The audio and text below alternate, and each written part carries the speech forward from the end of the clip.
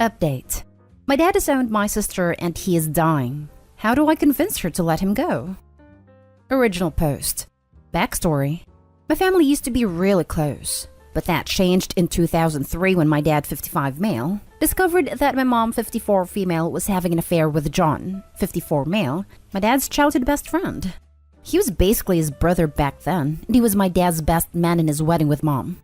He begged her to stay and work things out, but my mom ended up leaving him for John. And eventually they got a divorce and my mom ended up marrying John 5 months later. My twin sister Sarah, 27 female, was always the stereotypical daddy's girl. Dad spoiled her a bit more than the rest of us, and she was basically his shadow back then. That's why it was really surprising to us that Sarah chose to stay with our mom after the divorce. Back then, me, 27 male, and her were the only ones to still live with our parents. We have other 4 brothers.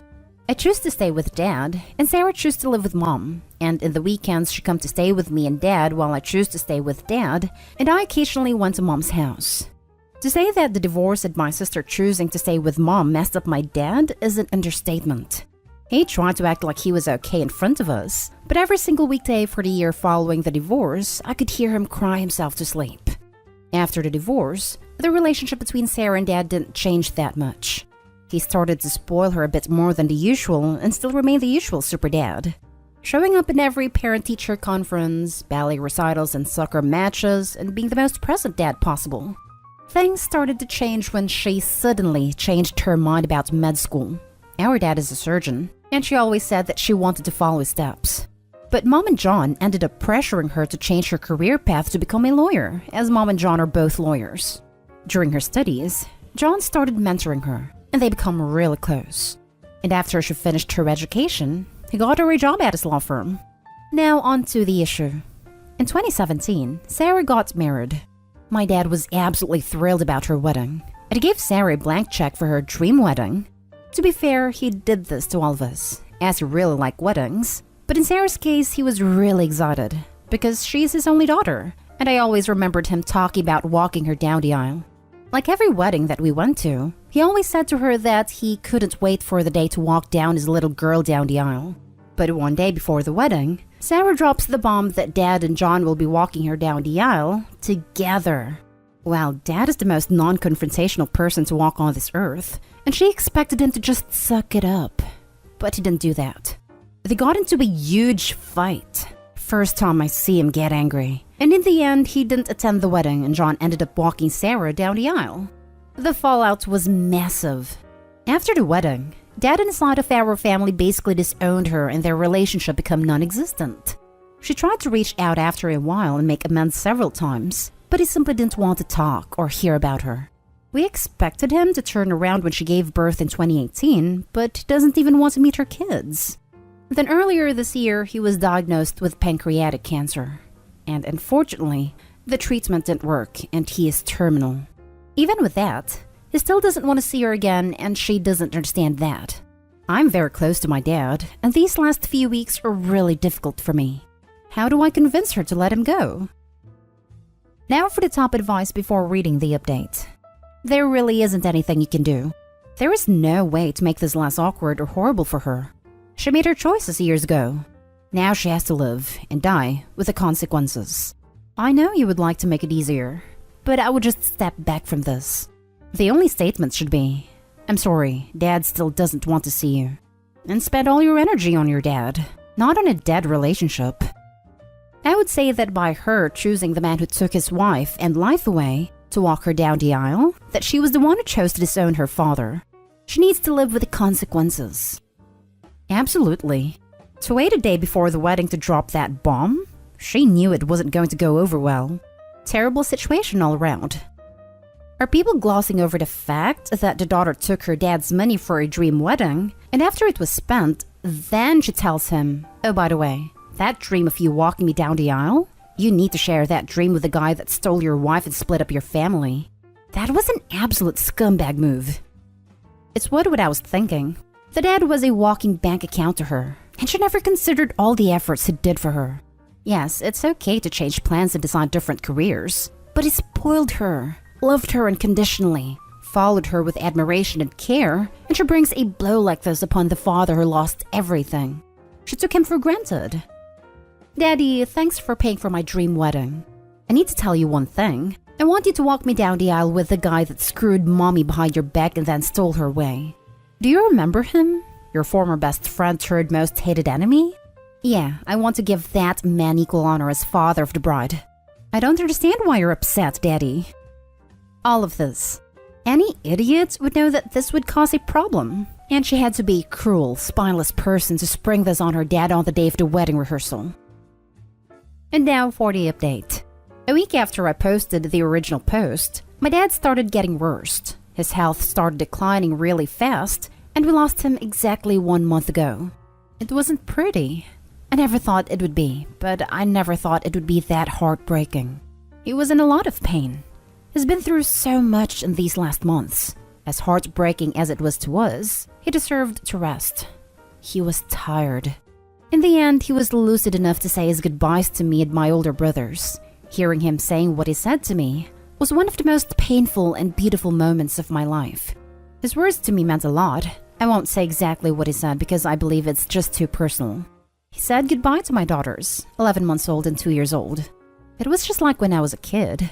He gave them a kiss on the forehead, told them to be good girls, and said that he loved them.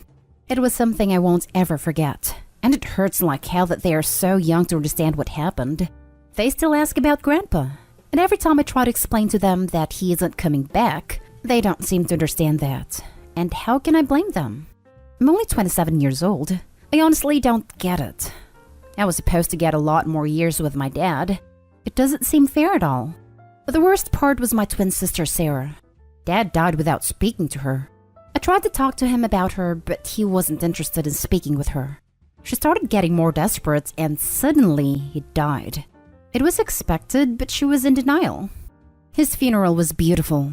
A lot of people shared their stories about him. It was nice. Sarah saw Dad for the first time since the night before her wedding, and she didn't recognize him. He was very skinny. Dad was always a bit overweight, the famous dad bod, but he had lost a lot of weight from cancer. She cried a lot during the whole funeral. Mom and John tried to show up at the ceremony, and my uncles were forced to kick them out of the funeral. Good freaking riddance. Dad's will went as expected as it could. Dad's family came from old money, petrochemicals, so he always had a lot of money. He left a little bit of money and properties divided equally to all his kids, including Sarah. He left a trust fund which was a lot of money for all his grandkids, including Sarah's kids, which he never met. It was honestly expected. My dad never really cared about money that much. He just wanted us to be comfortable and ensure that his grandkids all had something to support them. The tricky part was the personal things. He left a really big letter to all of us, except Sarah. It was really personal stuff. In my letter, he spoke to me about our story, about my childhood. It was really nice. I must have read the letter like 100 times, and I cried every single time. One of Dad's favorite hobbies was photography. He was quite an enthusiast, and the subject of his photos was pretty much our family, when he and Mom were together. Later, it turned out to be just me and my siblings. As a result of this, we had a lot of pictures from us growing up. He gave each of us a photo album, and behind each photo, he wrote something, where it was taken in a few words.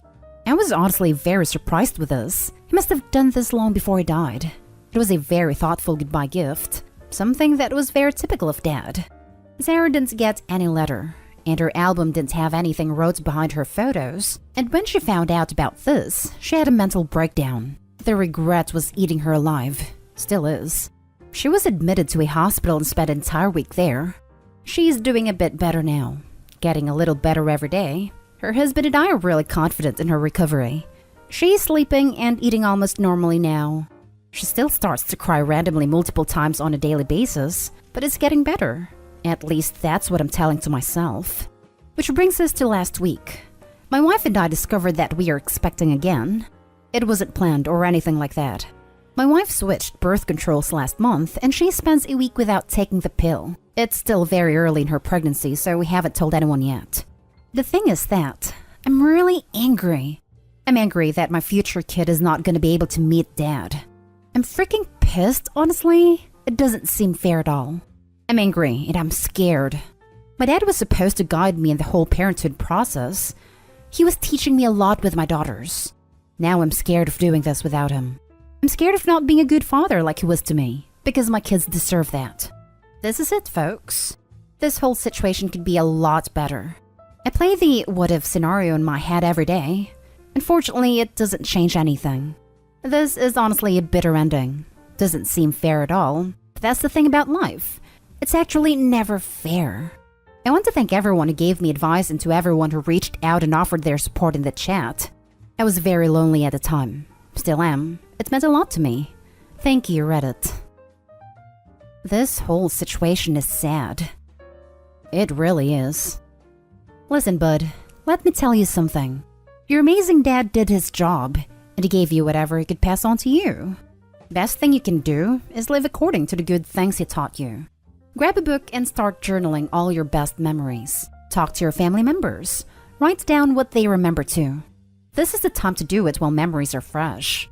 Losing him is sad, but find happiness in also realizing that whatever hardships he had in life are also over. Now you need to do your best to be as great a father as he was, so your children can benefit from him through the hands of the son who raised with his own 2 hands. I wish you the best in your journey forward. Jeez. John must have really done a number on your sister to make her think that having her bi-dad walking her down the aisle with a man that betrayed him and destroyed his family was going to be a reasonable thing to ask. Lots of women have their stepdads and their bi-dads walk them down the aisle together, but not when there was cheating involved. Did she know about the cheating? It just seems like a completely tone-deaf request. Dad probably felt used by daughter. Like one more time he was satisfied because of John. On a wedding that he paid for. He must have been so heartbroken and pissed. How cold-hearted was she, man? I cannot imagine the pain he went through. Wow. The sheer arrogance it took for your mom and stepdad to show up at your dad's funeral is hard to fathom. What did they think was going to happen? Oh, hey everyone. Everybody knows we betrayed and caused more pain to this man than even his cancer. But hey, we wanted to be here and give our condolences to our former husband and best friend. I'm sorry your twin sister didn't get to make amends with your dad, but what was she thinking when she wanted the man who caused the destruction of her parents' marriage to walk her down the aisle with her dad? Choices have consequences, and she's dealing with them now. What is your sister's relationship like with you and your brothers? Or the rest of the family? We are all very close. I am particularly close with her because, well, we are twins. Shared a womb and stuff, but our older brothers love her and she loves them as well. She was always a bit spoiled by them, the privilege of being the only girl in the family. Now, for the last story, my entire family disowned me because I cheated on my girlfriend. Now my sister wants to reconcile on her wedding day, but I declined because they are dead to me. Basically what the title says. I cheated on my girlfriend. I did not cheat on her. She wanted to open up the relationship, but I found out later that she just wanted to sleep with a certain someone. When she found out that I had also started sleeping with someone else, well, she didn't take it very well and told me to stop seeing her. I declined, saying that I hadn't broken any of the rules we agreed upon, and she just went nuclear on me and told my family that I had cheated on her. To say that they didn't take it well would be an understatement. They basically disowned me. My dad had been cheated on twice before he met my mom, and my mom's ex-husband left her and their kid, my half-sister, for a woman half his age. And in addition, my younger sister met one of those stereotypical jocks that treated her like crap and constantly cheated on her. So yeah, my entire family, parent, sister, and half-sister just loathed cheaters. My ex, who my entire family loved like one of their own, told them that I was cheating on her. It also told them the type of acts we were having, and they just disowned me. I tried talking with them for 3 to 4 months to have them hear out my side of the story, but they refused to even see me, much less talk with me. The final straw was when I went to my parents' house on my birthday while it was raining at 11 in the night, begging them to talk to me, but they ended up calling the police on me. My friends also treated me the same. It's been about 2.5 years now, and I've been doing okay. I moved away to another state, and I don't really have a social life anymore and put all of my energy on either my job or the gym. Then I got a call yesterday from my sister, saying that she was getting married, and she wanted me to be there with her on her special days as we used to be very close, which is true, and that she is willing to forgive and forget.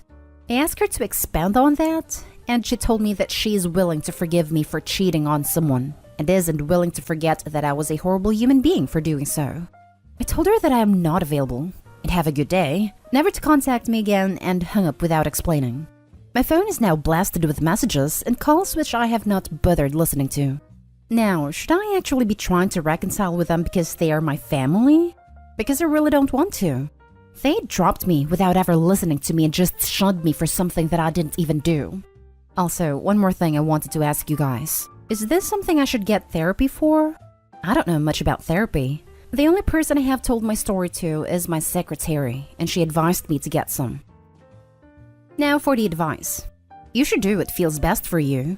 You are in no way obligated to reconnect with your family. In my opinion, your family betrayed you when they left you without even hearing your side of the story. Therapy might be an option. Your words about no more social life and opening up only to your secretary make me suspect that you are deeply wounded and may need healing through outside help. It did hurt, and still does to this day, but the way my father described therapy, that it was only for people who had gone through severe mistreatment only. I was supposed to just get over everything else. Is this something I should get therapy for? I think so. It sounds like there's something deeply wrong about your family from the get-go.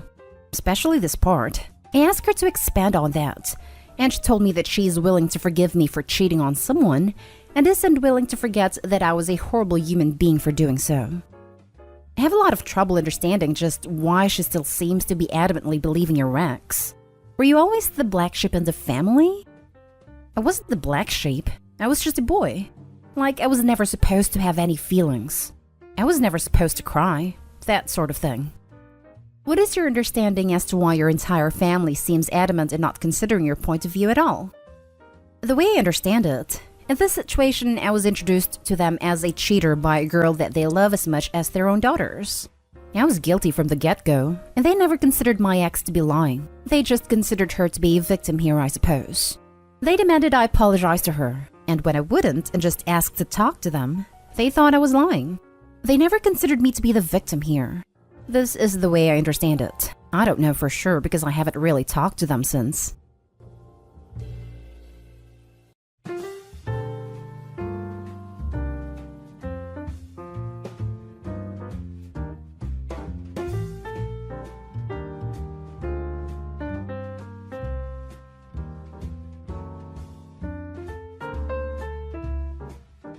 Update. Am I the a-hole for leaving my best friend's wedding halfway through? Original post. I, 25 female, have been best friends with Kara, 26 female, since we were like 13. We've been through everything. High school drama, bad breakups, moving to different cities, all of it. When she got engaged last year, I was genuinely thrilled for her. She asked me to be maid of honor and I said yes without even thinking. Now here's where it gets messy. Kara met her now husband Evan about 3 years ago. I've never been his biggest fan, not because he's done anything terrible to me personally, but because he has this way of subtly belittling Kara in front of people. Like she'll tell a story, and he'll cut in with, "That's not how it happened," or "You're being dramatic." I've brought it up to her before, gently, and she just says, "That's how we joke." Fine, whatever. Leading up to the wedding, I was heavily involved. Planning the bachelorette, running errands, making sure she ate on the day of because she was stressed as hell. The actual wedding day started fine, but little things piled up. First, Kara's mom pulled me aside in the morning and basically told me not to outshine the bride in any way. I was wearing the dress Kara picked, so that threw me off. Then at the reception, Evan gave his speech and thanked his brother, who he said was basically the best man and maid of honor combined. He didn't mention me at all. I laughed it off because maybe it was just nerves, but I saw a couple of people at my table give each other a look. Later, during the bouquet toss, Kara jokingly aimed it directly at her cousin instead of tossing it normally, then turned to me and said, loud enough for people to hear, "Well, you'll be single forever anyway." Everyone laughed. I laughed too, but it kinda hurt. The final straw was during the dancing. I was at the bar chatting with a mutual friend when Evan's brother came up and said, "Hey, Kara told me to tell you not to hog the attention on the dance floor. You're making her uncomfortable."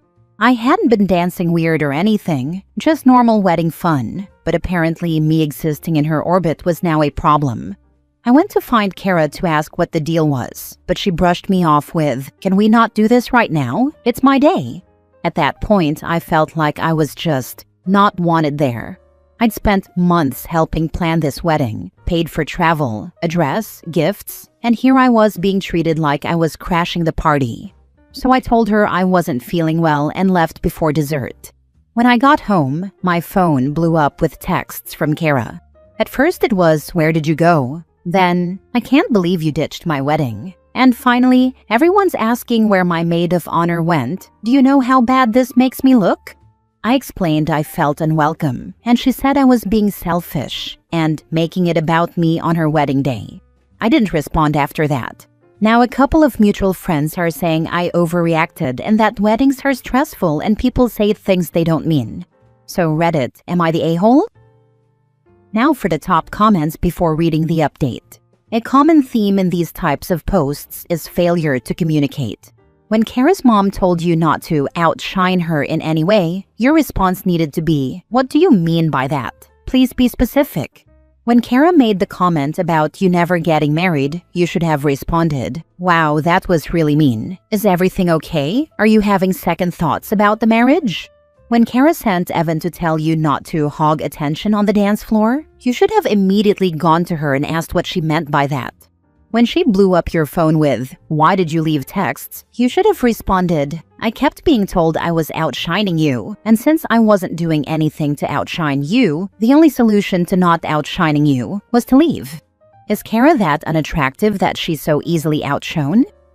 Lol, I don't think it's about attractiveness. It's about her insecurities and how she handles them. I tried asking for clarity multiple times, but she wouldn't actually answer.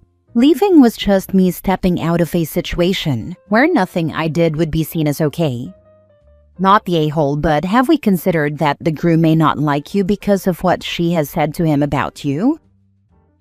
Honestly, I hadn't thought of that. I mean, I've never had any big fights with him or anything, but I guess it's possible. Kara's never hinted at saying anything negative about me to him though, but then again, I wouldn't really know if she had. Now for the update. Hi everyone! I didn't expect my original post to get that much attention, but since so many of you asked for an update, here it is. After the wedding incident, I decided to take a step back from Kara completely. I didn't block her, but I stopped initiating any contact. She eventually called me a few hours after I made the post, clearly trying to play the victim. She said she couldn't believe I left her wedding over nothing, and that she's never been so humiliated by a friend. I told her very calmly that I didn't appreciate being told multiple times throughout her wedding day that I was outshining her, when all I was doing was existing. I pointed out that I followed the dress code, danced like everyone else, and never once tried to make the event about me. She tried to say it was just banter when she made that comment about me never getting married, but I reminded her that it wasn't just that. It was her mom warning me before the wedding not to steal the spotlight, her sending her husband to tell me to stop dancing so much, and then blowing up my phone the moment I left. I told her if she really believed I was stealing the spotlight simply by being there, then she needs to look inward and figure out why she feels so insecure. The conversation didn't go well. She accused me of being jealous of her marriage, which is laughable because I would never want to marry someone like her husband, who didn't even have the decency to mention his wife's best friend in his speech after a decade of friendship. I told her I don't want to be in a friendship where I have to shrink myself to make her feel better. We haven't spoken since. From what I've heard through mutual friends, she's been telling people that I stormed out of her wedding to cause drama. Luckily, most people were there and saw how ridiculous that is. The comments on my original post really solidified that I wasn't crazy for feeling humiliated. I'm glad I walked away, because if someone's wedding is the peak of their self-esteem and they can't handle anyone else existing in the same room, that's their issue, not mine. Edit. A lot of people are asking me why the husband would have to mention me in his wedding speech. He doesn't. It makes a lot of sense why so many people are asking this. It was mentioned in the first post with the quote, "Evan gives his speech and thanks his brother, who he said was basically the best man and maid of honor combined." I hope this clears any doubts up. Another thing a lot of people were questioning was why her family was asking me not to dim her light. I have no idea. I'm an introvert and almost always hate it when the attention is on me. A lot of people assumed I was an attention hog or something. I could not imagine anything worse. Kara's honestly super insecure, and even though I think she's beautiful, during our friendship she always compared her looks to mine. God forbid she got one pimple. She would constantly talk about it and compare herself to me. The fact that the husband and his brother were involved in this makes me wonder if the husband is working to isolate your ex-friend from her social circle by poisoning her relationships with lies and subtle attacks the same way he does to her. Either way, she's an adult and has made her choice. Hopefully, when she ends up friendless with a man dedicated to destroying her self-esteem, she'll smarten up before it's too late. This is exactly my impression. In my teens and 20s, I dated a guy who systematically isolated me from my friends and my family so he could control me entirely. Then he started breaking me down mentally when I had no more lifelines, and then the physical abuse began. I was too scared to leave, until one day when, to make a very long story short, he injured my dog and almost killed her because he was mad at me for something I didn't do. He threw her over 6 feet into a shallow rocky bottom creek. Fortunately, she survived and lived 13 more years. I cut the apartment lease and moved in with the only friend I still had. I guess the only person he didn't feel threatened by, trained my dog in personal protection and bite work. She did amazing, and ended up dating a police officer for a couple of years while slowly rebuilding my other relationships. Luckily, I'm now married to a man who respects and supports me and loves me almost unconditionally. I still have a lot of trauma from the past, and he helps me through it when I get overwhelmed. The husband's behavior here reminds me of the transition from early to middle stages of what my ex did, and that makes me really uncomfortable for Kara. I am so sorry. I truly hope you're doing all right now. You didn't deserve any of that. I'm glad to hear you're doing better. She's obsessively jealous of you. I had this happen with a friend of mine who was getting married. She kept yelling that I dated hotter guys than her husband. I didn't want her husband. We have the exact opposite taste in guys. I have never once said anything mean about the guy she dated, but she decided to rip into me. Years later, it actually came out that she was just unhappy about getting married because she doesn't believe in monogamy and was mad that I was single and basically living her dream. So you have nothing to be apologetic about.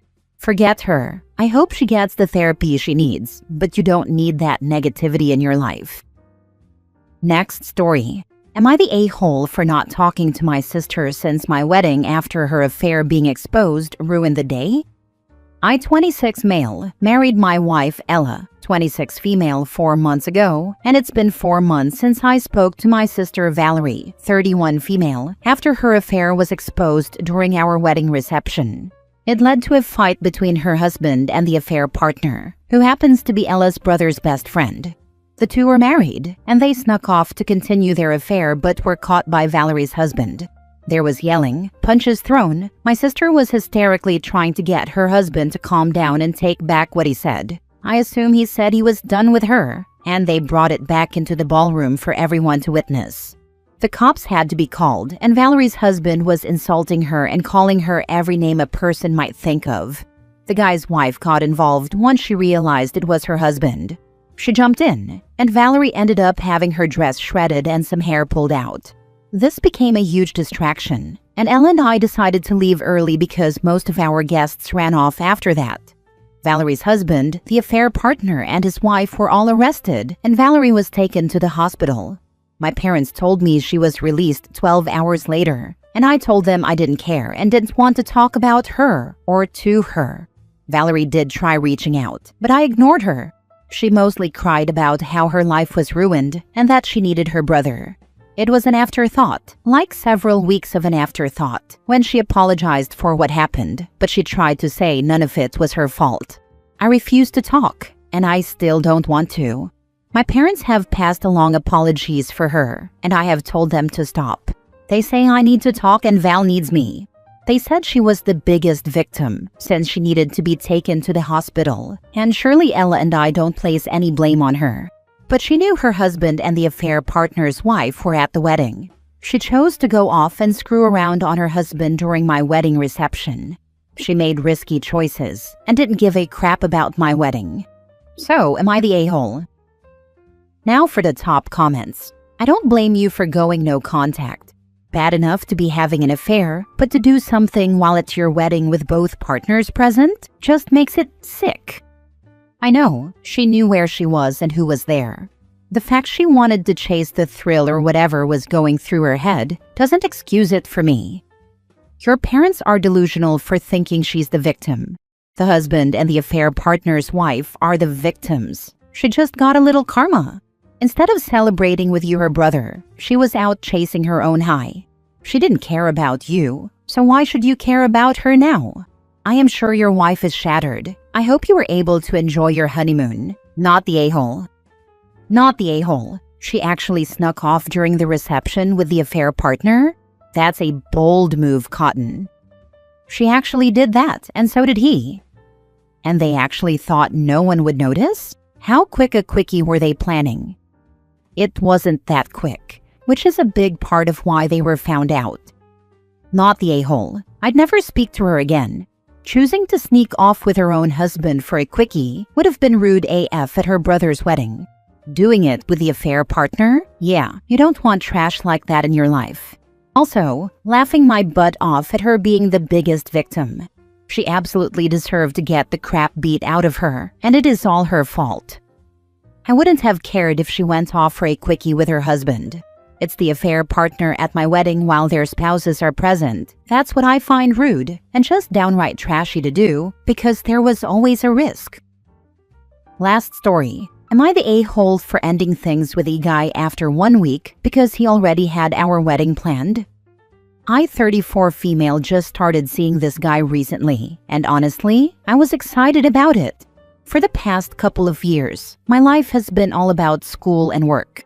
Between classes, late-night assignments, and keeping up with my full-time job, I haven't had much energy to invest in dating. I'd been feeling like I was missing out, though. It seemed like everyone around me had someone, while I was stuck balancing textbooks and deadlines. So when I matched with this guy and we actually clicked right away, it felt like such a refreshing change. The conversation flowed naturally. I didn't feel like I had to explain myself or fill every silence. And for the first time in a long while, I let myself get a little excited about where things could go. Our first date went really well. We met up for coffee and ended up talking for hours. He seemed normal, funny, charming, attentive. There weren't any awkward pauses or red flags, just good back-and-forth conversation that made me feel comfortable and hopeful. I even left thinking to myself, okay, maybe this is promising. Maybe I've finally met someone I could actually see a future with. The second date, though, took me by surprise. We were barely halfway through dinner when he looked at me and said, I could really see myself marrying you someday. I laughed because, who says that on the second date? We had only known each other for a few hours total, and marriage was already being brought up? It felt premature, but I brushed it off as excitement. Maybe he was just enthusiastic, or maybe he didn't mean it literally. I decided not to overthink it and kept giving him the benefit of the doubt. By the third date, things escalated further. Out of nowhere, he brought up baby names. Baby names. He started talking about what we could name our kids, as if we had already agreed we were going to have them. The problem is, I don't want children. That was one of the first things we discussed before even meeting in person, and I had been very clear about it. So when he brought it up, I was instantly uncomfortable. Still, I wanted to be fair and not just shut him down. I told him calmly, hey, this is moving really fast for me. I'd like to slow down and actually get to know each other before we start talking about marriage or kids. His response, when you know, you know. Keep in mind, we had known each other for exactly 7 days at this point. 1 week. And instead of slowing down, he doubled down. By the end of that same week, he was texting me Zillow links for houses he thought we could buy together to raise our family in. Houses, kids, marriage. He had planned out our entire lives together before he even knew basic things about me, like my favorite color or how I take my coffee. That was my breaking point. I ended things right then. I told him I do want a serious relationship, but I refuse to be love-bombed or pressured into an entire future with someone I've just met. His reaction wasn't pretty. He got angry, told me I was throwing away a good thing, and accused me of wasting time on meaningless dating games. But to me, there's a difference between genuine interest and someone trying to lock you into a fantasy they've created after only a handful of dates. I want love, yes, but I want it with someone who actually takes the time to know me, not with someone who sees me as a role to fill in a life script they've already written. So, am I the a-hole for ending things after only a week because a guy had already mapped out our marriage, kids, and future house before even learning the smallest details about me? Not the a-hole. Wanting a serious relationship doesn't mean rushing into marriage and kids with someone you barely know. Ending it was smart. 1 week in and he's naming babies like it's The Sims. Nah, you made the right call. Not the a-hole at all. Forget that the whole thing is super weird, but you repeatedly told him this was too much for you and he didn't seem to care at all. Personally, I couldn't see myself with someone who disrespects my feelings and boundaries so overtly. Good on both of you, him for shooting at you right away, and you for dodging that massive bullet LOL.